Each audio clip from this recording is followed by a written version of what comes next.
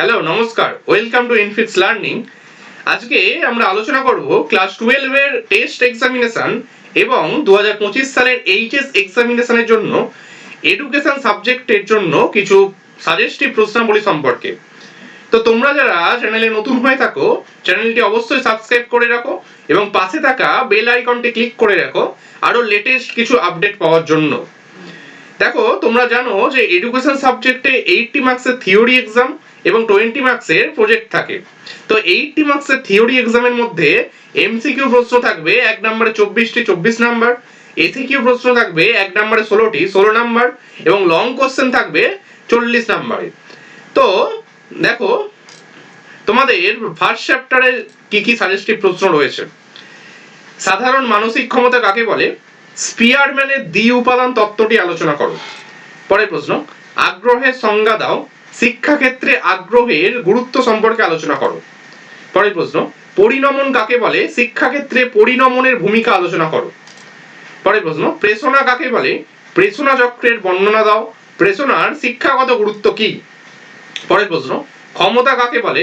থার্স্টনের বহু উপাদান তত্ত্ব চিত্র সহ ব্যাখ্যা দাও। তারপরে বুদ্ধির সংজ্ঞা লেখো। সাধারণ মানসিক ক্ষমতা ও বিশেষ মানসিক ক্ষমতার মধ্যে পার্থক্য লেখো। পরের প্রশ্ন, শিখন ও পরিণমনের মধ্যে সম্পর্ক কি? শিখনের ক্ষেত্রে প্রেষণার ভূমিকা কি? দেখো, সেকেন্ড চ্যাপ্টার, শিখনের কৌশল হিসাবে স্কিনার বক্স কি? সংক্ষেপে স্কিনার বক্সের পরীক্ষাটি বর্ণনা করো। পরের প্রশ্ন, থর্নডাইকের শিখনের মূল সূত্রগুলি লেখো। শিক্ষাক্ষেত্রে যে কোনো দুটি মূল সূত্রের গুরুত্ব আলোচনা করো। পরের প্রশ্ন, সক্রিয় অনুবর্তনের বৈশিষ্ট্যগুলি লেখো। শিক্ষাক্ষেত্রে সক্রিয় অনুবর্তনের ভূমিকার মূল্যায়ন করো। পরের প্রশ্ন, অন্তর্দৃষ্টিমূলক শিখন কাকে বলে? অন্তর্দৃষ্টিমূলক শিখনের বৈশিষ্ট্য উল্লেখ করো। পরের প্রশ্ন, প্রাচীন অনুবর্তন এবং সক্রিয় অনুবর্তনের মধ্যে পার্থক্য লেখো। থার্ড চ্যাপ্টার দেখো, কেন্দ্রীয় প্রবণতার পরিমাপ কাকে বলে?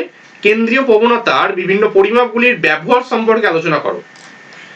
দেখো, এই থার্ড চ্যাপ্টার থেকে মিডিয়ান এবং মোড এই দু ধরনের ক্যালকুলেশনের মধ্যে যে কোনো একটি কিন্তু তোমাদের এইচএস এবং টেস্ট এক্সামে আসতে চলেছে।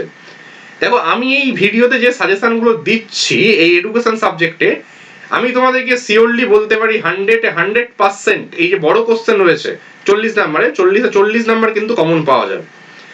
কিন্তু এই যে অঙ্ক এখানে যে আসবে মিডিয়ান এবং মোড ক্যালকুলেশন, এই দুটো অঙ্ক কিন্তু যে কোনো একটা এক্সাম্পল নিয়ে তোমরা বাড়িতে প্র্যাকটিস করবে, তাহলে কিন্তু হয়ে যাবে। পরে দেখো, ফোর্থ চ্যাপ্টারে কি রয়েছে। সমসুযোগ বলতে কি বোঝো? শিক্ষায় সমসুযোগের ধারণাটি ব্যাখ্যা দাও। ফিফথ চ্যাপ্টারে কি রয়েছে? রাধাকৃষ্ণ কমিশনের গ্রামীণ বিশ্ববিদ্যালয় সংক্রান্ত সুপারিশগুলি আলোচনা করো। সিক্স চ্যাপ্টারের কি রয়েছে? মুদালিয়ার কমিশনের মতে মাধ্যমিক শিক্ষার লক্ষ্য ও উদ্দেশ্যগুলি কি কি? এই প্রসঙ্গে সপ্তপ্রবাহ এর ধারণা বর্ণনা দাও। মাধ্যমিক শিক্ষা কমিশন কত সালে গঠিত হয়েছিল? এই শিক্ষা কমিশনের সুপারিশ অনুযায়ী মাধ্যমিক শিক্ষার গঠন এবং পাঠ্যসূচি এবং পরীক্ষা এবং সেটার মূল্যায়ন কিভাবে হবে তা বর্ণনা করো। এরপর দেখো, সেভেন চ্যাপ্টারে কি রয়েছে? প্রাথমিক শিক্ষা সংক্রান্ত কোঠারি কমিশনের সুপারিশগুলি আলোচনা করো। কোঠারি কমিশনের সুপারিশ অনুযায়ী প্রাথমিক শিক্ষার উদ্দেশ্য, সাংগঠনিক কাঠামো এবং পাঠ্যক্রম সম্পর্কে আলোচনা করো। উচ্চশিক্ষার মান উন্নয়নের জন্য কোঠারি কমিশনের সুপারিশগুলি কি ছিল? দেখো, এই চ্যাপ্টারে এবার কি রয়েছে? জাতীয় শিক্ষানীতি 1986 এর মূল সুপারিশগুলি লেখো। মাধ্যমিক শিক্ষা সম্পর্কে এনইপি 1986 এর নীতি আলোচনা করো। 1986 সালের জাতীয় শিক্ষানীতিতে অপারেশন ব্ল্যাকবোর্ড এবং নবোদয় বিদ্যালয় গঠনের ক্ষেত্রে কি কি সুপারিশের কথা বলা হয়েছে। 9 চ্যাপ্টার, ব্রেইল পদ্ধতি সম্পর্কে আলোচনা করো।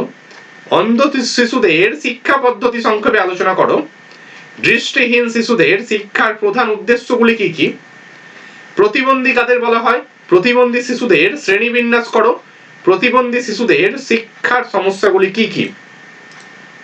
10 চ্যাপ্টার, সর্বশিক্ষা অভিযানের জন্য যে কোনো 4টি মূল উদ্দেশ্য লেখো। সর্বশিক্ষা মিশন কি? সর্বশিক্ষা মিশন সফল করতে পশ্চিমবঙ্গ রাজ্য সরকারের দ্বারা গৃহীত 2টি উল্লেখযোগ্য পদক্ষেপ আলোচনা করো। পরের প্রশ্ন, সর্বজনীন প্রাথমিক শিক্ষার জন্য প্রয়োজনীয় কয়েকটি পদক্ষেপ সংক্ষেপে আলোচনা করো। ভারতবর্ষে সর্বজনীন প্রাথমিক শিক্ষার প্রয়োজনীয়তা লেখো। ভারতে শিক্ষাকে সার্বজনীন করার বিষয়ে তোমার কি কি মতামত রয়েছে তা ব্যক্ত করো। দেখো 11 চ্যাপ্টারে কি রয়েছে, শিক্ষার একটি উদ্দেশ্য হলো একত্রে বসবাসের জন্য শিক্ষা, কিভাবে শিক্ষার দ্বারা এই উদ্দেশ্য পূরণ সম্ভব এবং বা একসাথে বসবাসের উদ্দেশ্যে শেখা ধারণাটি আলোচনা করো। পরের প্রশ্ন, মানুষ হয়ে ওঠা শিক্ষা, এই উদ্দেশ্য কার্যকরী করতে বিদ্যালয়ের ভূমিকা আলোচনা করো। তারপরে দেখো জ্ঞান অর্জনের শিক্ষা, এই উদ্দেশ্য পূরণে বিদ্যালয়ের ভূমিকা আলোচনা করো।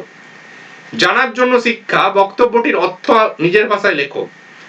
International commission of education for the 21st century এর রিপোর্টে উল্লিখিত শিক্ষার স্তম্ভগুলির মধ্যে যে কোনো একটি সম্পর্কে আলোচনা করো। তারপরে দেখো শিক্ষায় প্রযুক্তি বিজ্ঞানের অবদান সম্পর্কে আলোচনা করো। শিক্ষাক্ষেত্রে প্রযুক্তির ব্যবহার বা গুরুত্ব লেখো। শিক্ষা প্রযুক্তিবিদ্যা কাকে বলে, শিক্ষাক্ষেত্রে যে কোনো দুটি সুবিধা লেখো। শিক্ষা প্রযুক্তির উদ্দেশ্য আলোচনা করো। শিক্ষা প্রযুক্তি বিজ্ঞানের বৈশিষ্ট্যগুলি লেখো। তো এই গেল এডুকেশনের জন্য ক্লাস 12 এর টেস্ট এবং এইচএস এক্সামিনেশনের সাজেশন 2025 সালের জন্য। তো তোমরা চ্যানেলটা অবশ্যই সাবস্ক্রাইব করে রাখো এরকম লেটেস্ট আপডেট পাওয়ার জন্য। তো ভিডিওটা ভালো লাগলে অবশ্যই কিন্তু লাইক করে দাও এবং বন্ধুদের সাথে শেয়ার করতে ভুলো না। তো আজকের মতো এই পর্যন্তই, আবার দেখা হবে পরবর্তী ভিডিওতে। Thank you.